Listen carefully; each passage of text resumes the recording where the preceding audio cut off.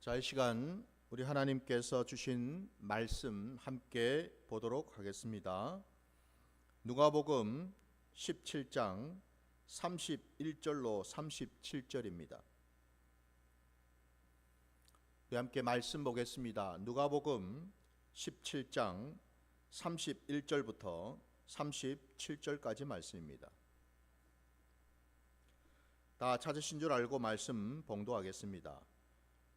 그날에 만일 사람이 지붕 위에 있고 그의 세간이 그 집안에 있으면 그것을 가지러 내려가지 말 것이요 밭에 있는 자도 그와 같이 뒤로 돌이키지 말 것이니라.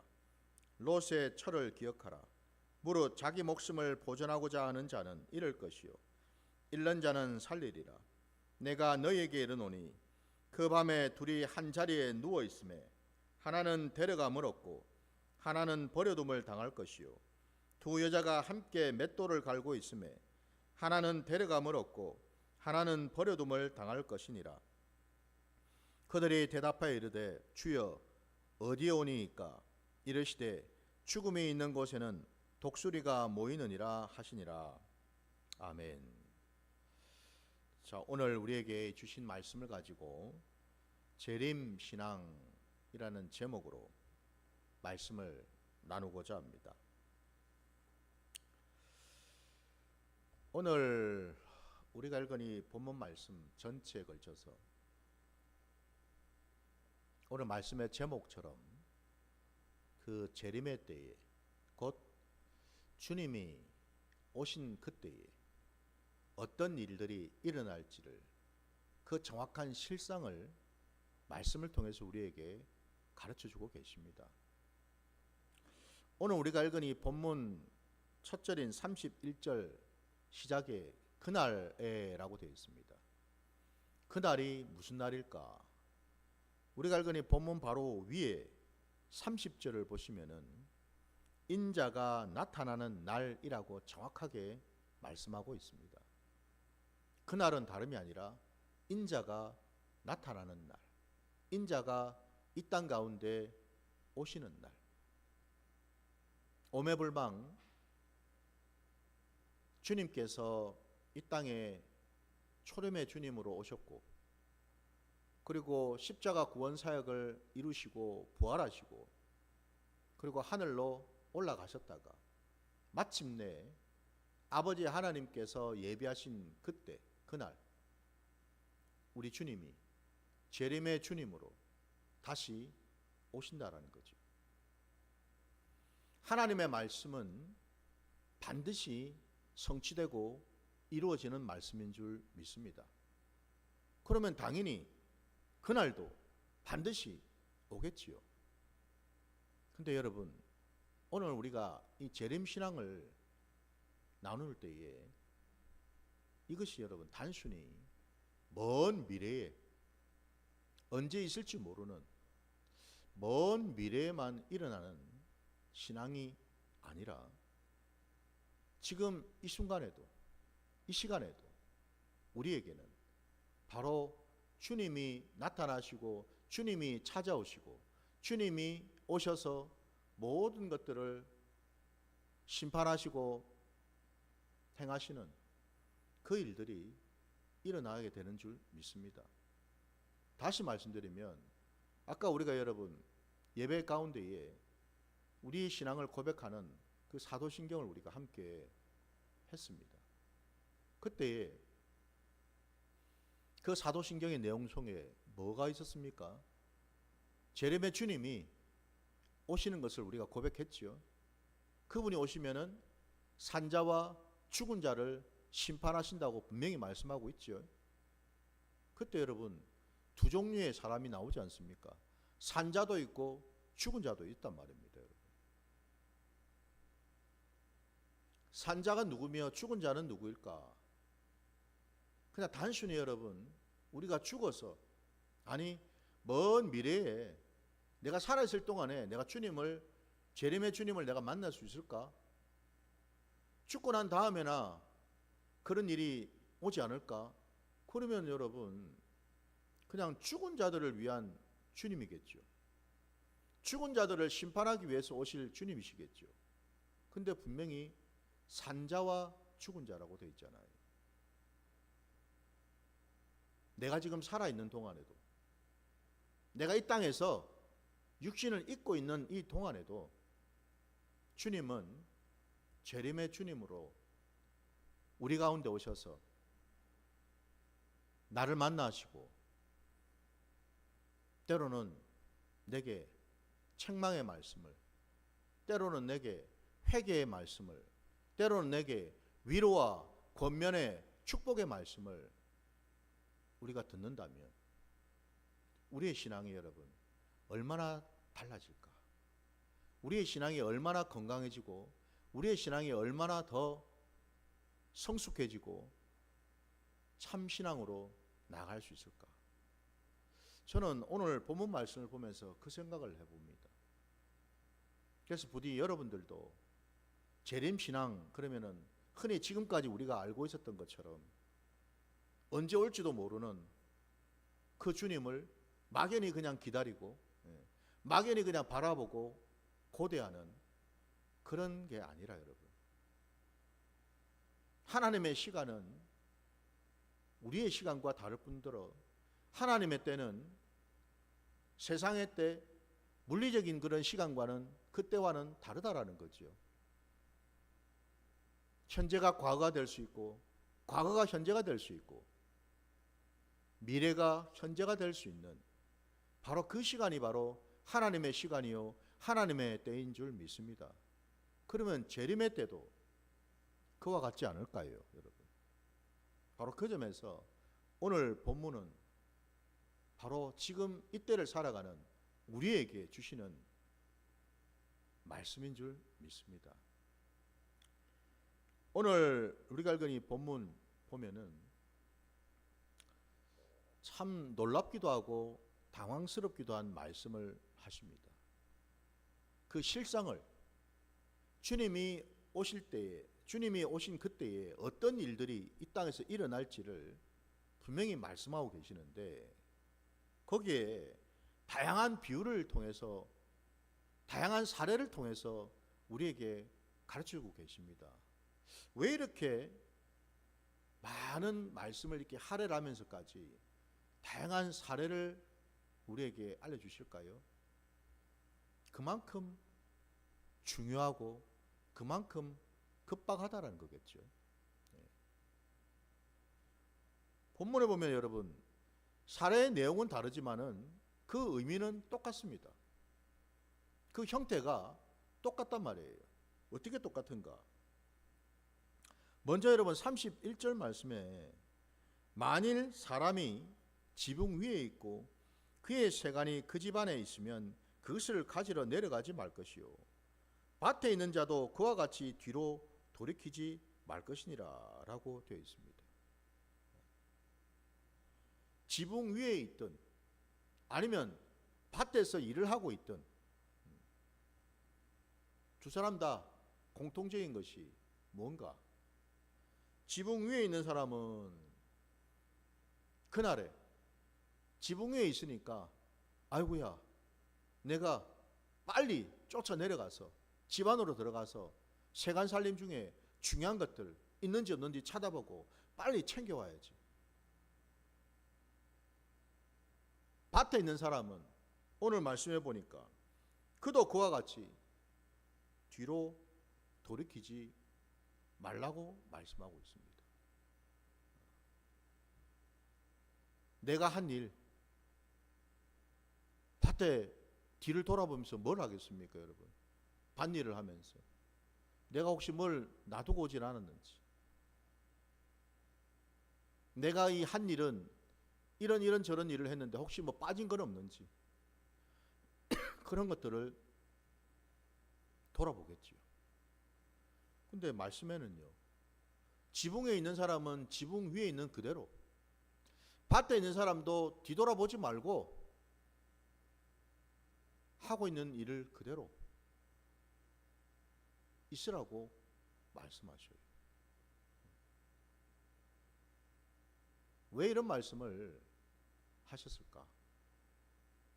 오늘 우리가 읽은 이 본문 가운데에, 전체 가운데에 가장 중심이 되고 핵심이 되는 말씀이 뭐냐면은 바로 33절에 있는 말씀이에요. 그 바로 위에 있는 32절은 하나의 사례이고 비유의 말씀이잖아요. 롯의 처를 기억하라라고 말씀하지 않습니까? 롯의 처가 어디에 나옵니까? 창세기 19장에 보면 나오죠. 소돔과 고모라 땅을 하나님께서 심판하실 그때, 그날에 감사하게도 하나님께서는 롯의 가족은 붙들어 주셔가지고 그들이 빨리 그 자리를 피할 수 있도록 인도하셨어요. 그들이 완전히 피할 때까지는 하나님의 그 유황불 불심판이 내리지 않거든요. 그러면 지금 어떻습니까? 빨리 그들은 피하는 것이 먼저겠죠. 하나님 말씀에 순종해서 빨리 가는 것이 먼저겠죠. 그죠? 하나님은 지금 기다리고 계시는데. 근데 그 가운데에 롯과 두 딸은 뒤돌아보지 아니하고 어떻게 하든지 말씀에 순종해서 그 자리를 피하고 있는데 함께 가고 있던 이 롯의 처가 뒤를 쳐다봤다라는 겁니다. 무슨 일이 일어났는지, 그리고 혹여라도 뭘 빠뜨린 건 없는지 궁금하기도 하고 걱정이 되기도 하고, 결국 롯의 처가 어떤 모습이 되어버렸습니까? 성경 말씀에 나와 있는 그대로 소금 기둥이 되었다라고 말씀합니다. 여러분, 함께 그곳을 빠져나가질 못하고 그 자리에 뒤를 본 즉시로 소금 기둥이 되어버렸다라는 겁니다. 결국 롯의 처는 하나님의 그 유황불 심판, 그 심판을 고스란히 받을 수밖에 없는 위치에 있게 되었다라는 거죠. 그 사례를 여러분 기억하라고 말씀하셔요. 왜? 하나님의 말씀은 여러분 그때나 지금이나 창세기에 주신 말씀이나 지금 이 신약시대에 살아가는 우리에게 주신 말씀이나 별반 다르지가 않죠. 하나님의 구원의 역사는 여러분 우리 전도서 말씀에도 나온 것처럼 하나님은 해 아래 새 것이 없다고 분명히 말씀하셨습니다.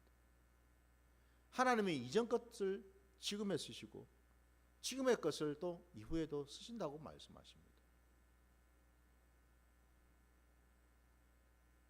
하나님의 나라, 하나님의 역사, 하나님의 일하심은 그와 같다라는 거예요. 마찬가지로 이 재림의 때에 주님이 다시 오는 그날에도 그와 같은 일이 반드시 일어난다라는 것을 상기시키고 계시다라는 거죠. 겉으로 듣지 말라라는 겁니다. 그냥 머릿속으로 관념으로 듣지 말라라는 겁니다. 살아있는 신앙으로, 살아있는 믿음으로 순종하라는 겁니다.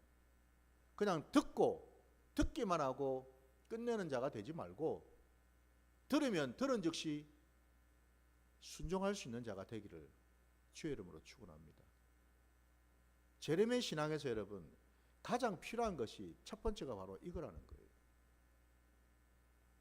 많은 사람들이 일어나지 않은 일이다 보니까 미래의 일인 것처럼 생각하다 보니까 감각이 떨어집니다. 현실감이 떨어진다고요. 그러니까 그냥 많은 경우가 아 그렇지, 그렇겠네, 그럴 거야 그냥 짐작하고 또 한편으로 뭐예요? 정말 그리 될까? 호기심과 궁금함과 의심을 가지고서 말씀을 대하는 경우가 많지요. 그래서 주님이 롯의 처에 대한 말씀도 하셨고 이런 지붕 위에 올라가 있는 사람이나 밭에서 일하고 있는 사람이나 이런 사례를 반복적으로 드셨다라는 거예요. 내가 하는 말을 허투루 듣지 말고 듣고 끝내지 말고 반드시 들었으면 기억하고 순종하라는 말씀이에요. 제레미야 때는 반드시 온다라는 거고 제레미야 주님은 반드시 오신다라는 거고.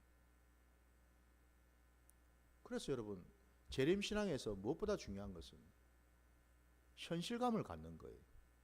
첫 번째가 멀리 있으니까 나와는 상관없는 것 같으니까 아이고 나는 뭐 구원 받았는데 뭐 그냥 가만히 있으면 되겠지. 이게 아니라는 거죠.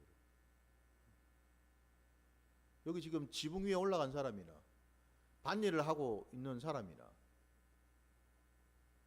롯의 처도 마찬가지고 여러분. 나름 구원받은 자들 아닙니까 여러분?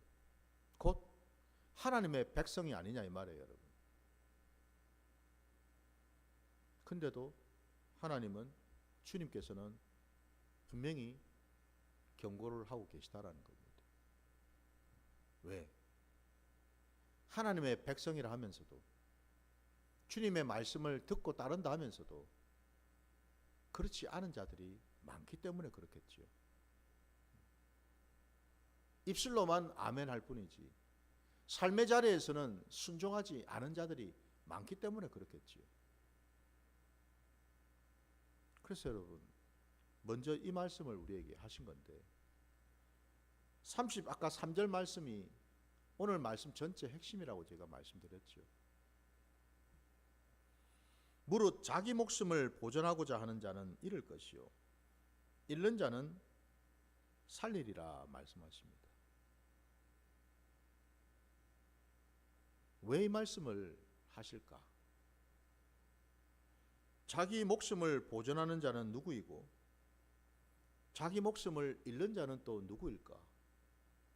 근데 흥미로운 사실은 우리의 생각, 우리의 상식과는 정반대로 자기 목숨을 보존하는데도 불구하고 목숨을 잃어버리는 자가 있고 잃는다고 말씀하시고 보존하면 살아야 될 거 아니에요. 근데 자기 목숨을 잃는 자는 오히려 그 반대로 살리시겠다고 말씀하십니다. 이 말씀이 갖는 의미가 뭐냐라는 거죠.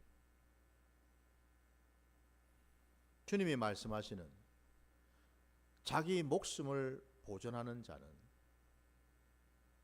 여전히 주님의 말씀에 귀를 기울이지 아니하고 주님 말씀에 순종하지 아니하고 여전히 자기의 생각이 앞서고 자기의 주장이 앞서고 자기의 고집이 앞서고 자기의 자존심이 앞서서 자기의 육성에 따라서 살고 있는 그 자를 말하겠죠. 그래서 앞에 여러분 롯의 처를 기억하라지 않습니까? 롯의 처는 똑같이 하나님께서 보내신 사자들 통해서 천사들 통해서 얘기를 들었잖아요. 곧 이 땅에 하나님의 심판이 있을 거라고 다 죽임을 당할 거라고 들었어요. 그래서 너희만큼은 하나님이 그 생명을 보존케 해주신다고 하시면서 빨리 피하라고 하셨단 말이죠. 롯의 처도 들었습니다. 똑같이 얘기를 들었지만 어떤 사람은 들은 대로 행한 자가 있고 어떤 자는 여전히 들었지만 행하지 아니하고 그 자리에 머무른 자가 있더라 이 말이죠.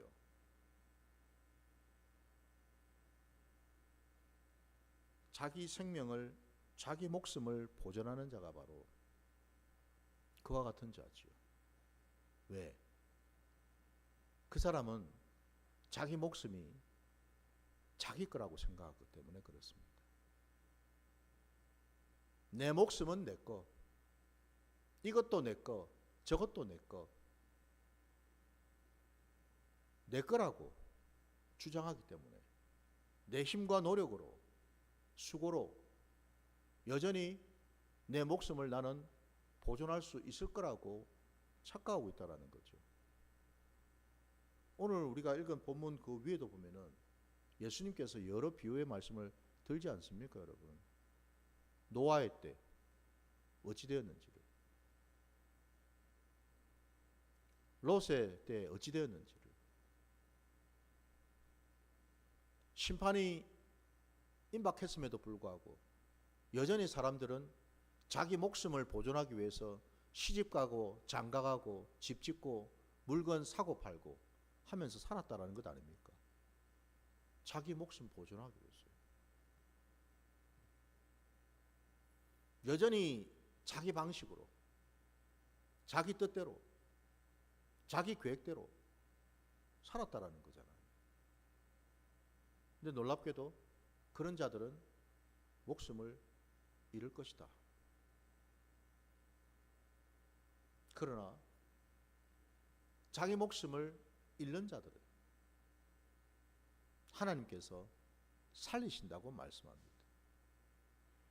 그 말은요, 생명은 하나님께로 왔다라는 거죠. 왔을 뿐만 아니라 그 생명은 하나님이 지키시고 보호하신다라는 거죠. 우리의 모든 삶의 자리에 주인이 되시고 주관자가 되시는 분이 하나님이시다라는 것을 분명히 말씀하고 계시는 거죠. 어떤 상황, 어떤 환경 속에서라도 우리가 주님을 의지하고 주님을 찾게 되면은 주님께서 우리를 대신해서 그 모든 환경과 여건들을 통과하시면서 우리를 살리시고 붙들어 주신다라는 말씀이지요. 우리에게 지금 그 말씀을 하시는 겁니다. 제레미야 신앙에서 우리가 해야 될 것이 뭔가? 날마다 내 삶의 자리에서 내가 내 목숨을 보존하기 위해서 살아왔던 그 옛사람의 습성들, 그것을 내려놓는 시간을 가져야 된다는 거죠. 누가 주인인지를 깨달으라는 겁니다. 날마다 삶의 자리에서 내가 주인이 아니라 나의 주인은 주님이심을 날마다 고백하는 신앙, 그게 바로 재림 신앙이 되어야 될 줄 믿습니다. 여러분, 뿐만 아니라 오늘 뒤에 말씀 34절 35절에도 보면은 적나라하게 그날에 일어날 일들이 정확하게 제시되어 있는데 똑같아요. 34절 보시면은 그 밤에 둘이 한 자리에 누워 있는데 하나는 데려감을 얻고 하나는 버려둠을 당하고, 또 35절에도 보면 두 여자가 함께 맷돌을 갈고 있는데 하나는 데려감을 얻고 하나는 버려둠을 당할 거다. 딱 두 사람이에요. 두 사람. 두 부류입니다. 한 사람은 데려가시고 한 사람은 버려두시고. 재림의 때에, 주님이 오신 그때에 일어날 일이 이렇다라는 겁니다, 여러분. 놀랍게도 똑같은 자리에 있는데도 불구하고 한 사람은 건짐을 받고 한 사람은 버림을 당하는 그 상황, 그 현실이 바로 재림의 때에 나타난다라는 겁니다. 이때는 여러분 그 어떤 여지도 없지요. 기다리는 것도 없습니다. 아무것도 해줄 게 없어요. 왜? 이때는 이미 모든 것이 끝난 때이기 때문에 결과만 남는 거죠, 그죠? 결과만 남을 뿐입니다. 기다려주는 시간이 없어요. 기회가 없다 이 말입니다. 이때는 그냥 결과만 있을 뿐이에요. 데려감을 당하든 버림을 받든 그 어떤 여지가 없어요. 냉정합니다. 여기에 무슨 여러분 인간적인 생각, 인간적인 미련, 여기 여러분 혈육, 혈통, 육정 이런 게 여러분 끼어들 여지가 있겠습니까? 여기에 주님 차라리 저를 데려가지 마시고 제 자식을 데려가 주십시오. 주님 차라리 저를 버리시고 제 남편 데려가 주세요. 주님 차라리 저를 내버려 두시고 제 부모님을 데려가세요. 그 말이 여러분 통하겠습니까? 그런 여지가 있겠습니까? 없다라는 겁니다, 여러분. 없습니다. 아무런 여지는 없습니다. 그 자리에서 한 사람 데려가시고 한 사람은 버려두시는 그 현실, 그 현장이 여러분 너무나 적나라하게 나타나는 곳이 어디일까? 그리고 왜 한 사람은 데려가시고 왜 한 사람은 버림을 당했을까? 그것을 너무나 정확하게 우리에게 보여주시는 장면이 있습니다. 그걸 우리 한번 찾아볼까요? 우리 여러분 누가복음 23장으로 한번 가볼게요. 같은 누가복음 23장 뒤로 가셔서 39절부터 43절까지를 보겠습니다.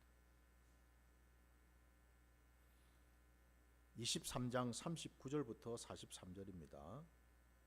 달린 행악자 중 하나는 비방하여 이르되 내가 그리스도가 아니냐 너와 우리를 구원하라 하되 하나는 그 사람을 꾸짖어 이르되 내가 동일한 정죄를 받고서도 하나님을 두려워하지 아니하느냐 우리는 우리가 행한 일에 상당한 보응을 받는 것이니 이에 당연하거니와 이 사람이 행한 것은 옳지 않은 것이 없느니라 하고 이르되 예수여 당신의 나라에 임하실 때에 나를 기억하소서 하니 예수께서 이르시되 내가 진실로 내게 이르노니 오늘 내가 나와 함께 낙원에 있으리라 하시니라. 아멘. 여기 지금 이 자리가 어디입니까, 여러분? 십자가에 달려 있는 자리죠.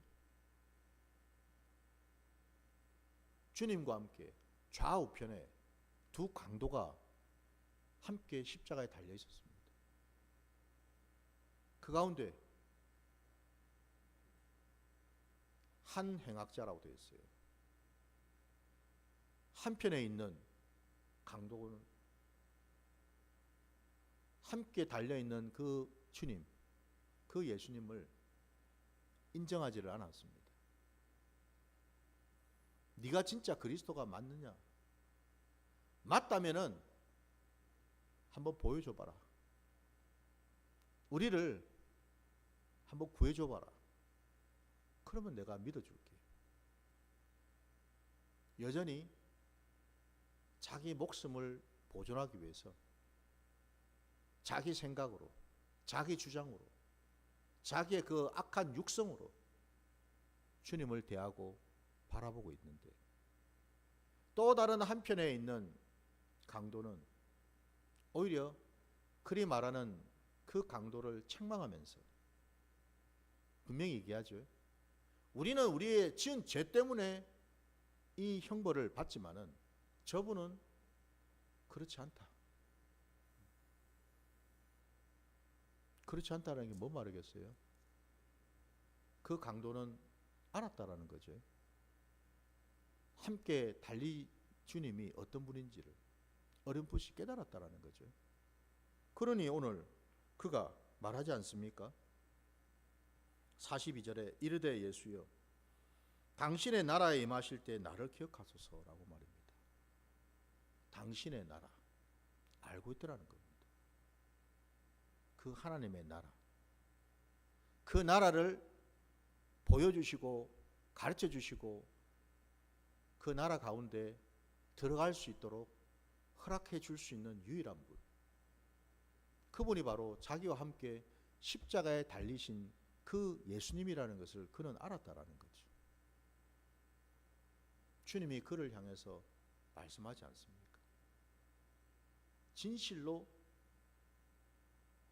이르노니 반드시 그리 하겠다라는 말씀이죠. 오늘 네가 나와 함께 낙원에 있을 것이다. 그는 주님께서 데려가셨다라는 거예요. 믿으십니까? 똑같은 십자가에 달린 자리에서 놀랍게도 한 사람은 버려짐을 당하고 한 사람은 데려감을 당하는 일이 일어나고 있잖아요, 지금. 제렘의 신앙이 뭘까요, 여러분? 그건 다름이 아니라 내가 주님과 함께 십자가에서 죽어야 하는 자리다라는 겁니다. 죽어야만 내 심령 안에 제렘의 신앙이 들어올 수가 있거든요. 아니, 여러분 생각해 보세요. 의인에게도 죄인에게도 주님은 동일하게 찾아오시죠. 주님의 때는 모두에게 공평합니다. 그죠? 죄인도 바라볼 것이요 의인도 바라봅니다. 그죠? 주님이 오신 것을. 그러나 결과는 완전히 반대죠. 한 사람은 데려가시고 한 사람은 버려집니다. 제렘의 신앙은 내가 주와 함께 십자가에 달려 죽을 때에 그 주님의 십자가를 내가 고백하고 인정하고 주님과 함께 내가 십자가에 달려 죽을 그때에 나는 제렘의 주님을 만날 수가 있다는 거예요. 믿으십니까? 그냥 여러분 내가 구원받았으니까 내 예수 믿었으니까 나는 제렘의 주님이 와도 상관없어.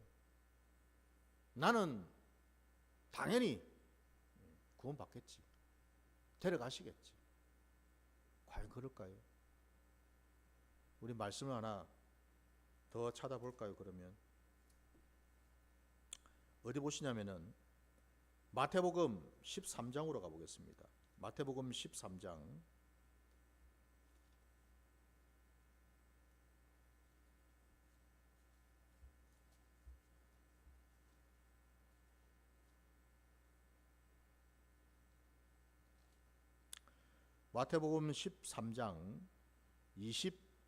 24절부터 30절까지. 마태복음 13장 24절로 30절입니다.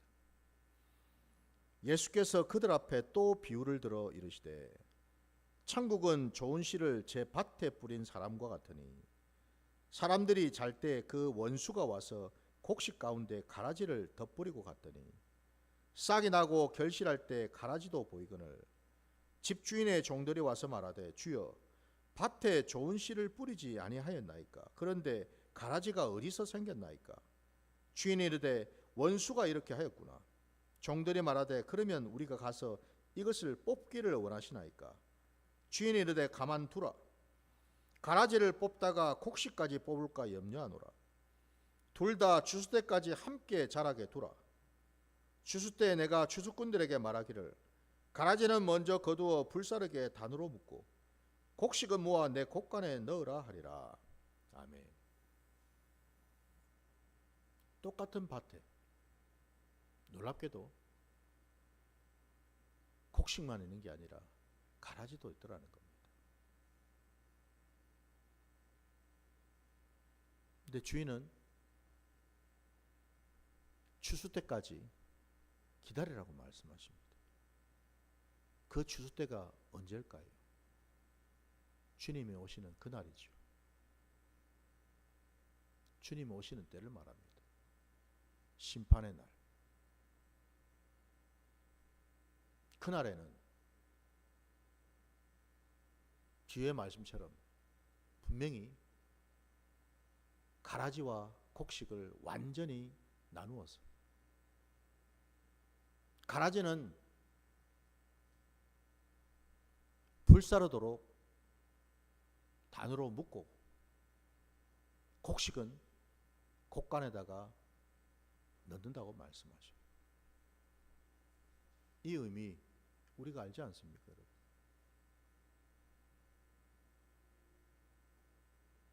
똑같은 밭인데 똑같은 교회 안에 가라지도 있고 곡식도 있다라는 거예요.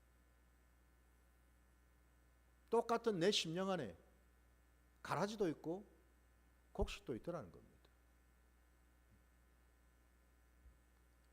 우리는 알 수가 없어요.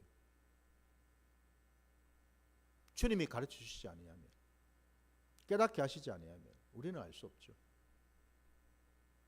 누가 가라지고 누가 곡식인지 주님만 아시죠. 그러나 마지막 때 분명히 나타나죠. 여러분, 가라지하고 곡식이 어떻게 구분이 될까? 처음에는 잘 모르죠. 나중에 추수 때가 되면은 곡식은 나날을 맺게 돼 있습니다. 그죠? 좋은 열매를 맺게 돼 있어요. 그러나 가라지는 그 열매가 좋지가 않죠. 그죠? 먹을 수 없는 열매, 독보리와 같은 것들 말입니다. 여러분. 처음 나올 때도 그렇고 자라는 과정에는 비슷해 보이는데 이게 변지, 독보리인지, 근데 추수 때가 되면은 그 열매를 보면은 정확하게 구분이 되는 거죠.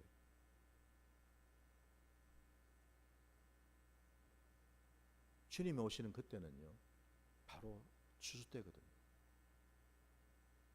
내 삶의 자리에 나는 어떤 열매를 맺으면서 살고 있는가를 보신다라는 겁니다. 정말 내가 예수쟁이로 제대로 살아서 주님이 기뻐하시는 열매를 맺고 살아왔는지, 아니면 예수를 믿는다 하면서도 삶의 자리에서는 전혀 예수와 상관없는 세상 사람과 똑같은 그런 열매를 맺고 살아왔는지 주님은 보시겠다라는 거죠. 그래서 가라지와 곡식도 나뉜다라는 겁니다. 마치 한 사람은 데려가고 한 사람은 버림을 당하는 것처럼 곡식과 가라지는 완전히 나뉘어지게 돼 있다라는 겁니다. 그러면 이제 우리가 알아야죠, 여러분. 아니, 맷돌을 갈고 있는데 똑같이 두 여인이 맷돌 가는데 한 사람은 왜 데려가고 한 사람은 왜 버림을 당할까? 한 사람은 주님 보시기에 곡식이었고 알곡이었고, 한 사람은 주님 보시기에 가라지였기 때문에 버림을 당하는 거죠. 그렇지 않을까요, 여러분? 그 사람이 뭐 미워가지고 그리 하셨겠습니까? 까닭 없이 그냥 밉보여서 그렇게 했겠습니까? 아니겠죠, 그죠? 이 열매를 보고서 주님은 판단하신다라는 거예요. 부디 저도 여러분도 우리가 재림신앙을 생각하면서 그냥 막연히 난 뭐 예수 믿고 교회 잘 다니고 이런저런 직분 맡아서 살아왔으니까 나는 때가 되면 천국 가겠지. 그건 재림신앙이 아닙니다, 여러분. 재림신앙은 이렇게 엄중하다라는 거예요. 재림의 때에는 완전하게 알곡과 가라지가 확연하게 구분이 되는, 한쪽은 불쏘시개가 되고 한쪽은 천국에 들어가고 완전히 갈라지죠, 그죠? 그 갈라지는 근거 기준은 열매로 나타난다라는 겁니다. 우리는 입술로 어떤 열매를 맺고 사나요? 우리는 마음으로 어떤 열매를 맺고 삽니까? 우리는 행동으로 어떤 열매를 맺고 사나요? 그 열매가 주님과 상관이 있습니까? 상관이 없습니까? 주님이 주신 그 말씀하고 순종이 되어 있습니까? 아니면 말씀과 상관없이 하고 있습니까? 이거겠지요.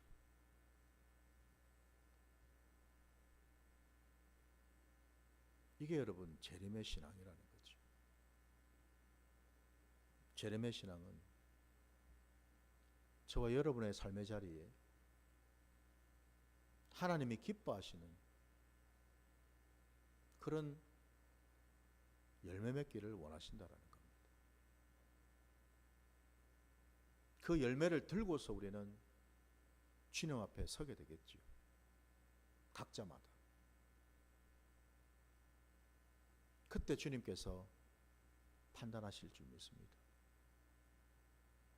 부디 저도 여러분도 우리의 삶의 자리에서 우리는 과연 주님을 정말 주인으로 인정하고 섬기고 있는가? 주님의 말씀을 듣고서 듣기만 할 뿐이 아니라 정말 순종하면서 살아가고 있는가?